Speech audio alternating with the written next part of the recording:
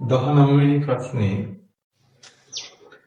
නල තුල වායු කම්පනයක් මූලික සංඛ්‍යාතය ගැන අහන්නේ කෙලවරක් වැසූ නලයක. කෙලවරක් වැසූ නලයක මූලික සංඛ්‍යාතය පොදු භාග එකක් පවතින අවස්ථාව.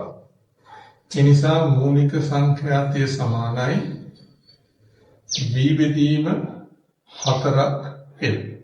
ආන්ත ශෝධනය නොසලකා හැරුණා. v සමානුපාතිකයි වාතයේ ධ්වනි ප්‍රවේගය 1ට මූල m. මූල m කියන්නේ මෞලික ස්කන්ධය.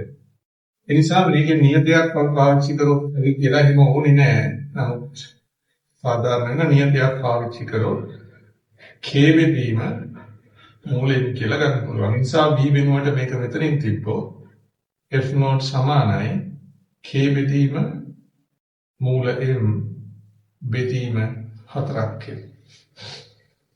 ඒතර මේක මට ලියා ගන්න පුළුවන් එහෙනම් k බෙදීම 4ක් වාරයක් 1ට මූල m විදියට. දැන් මේ දීලා තියෙන තොරතුරු ආදේශ කරමු.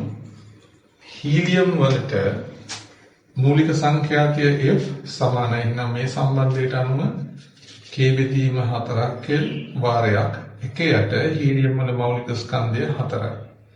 එහෙනම් මේ තියෙන්නේ මම සුළු කරන්න ලේසි වෙන්න මේක දාගන්නවා 2f සමානයි k බෙදීම 4යි කියලා. ඊළඟට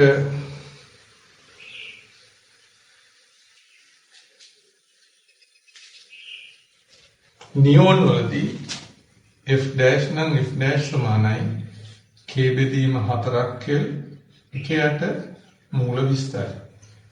එහෙනම් මූල 20යි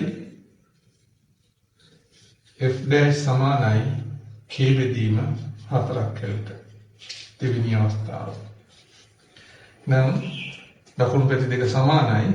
එහෙනම් වෙන්න ඕන 2f සමාන වෙන්න ඕන මූල 20යි f dash නම් f dash සමානයි 2f යට මූල 20.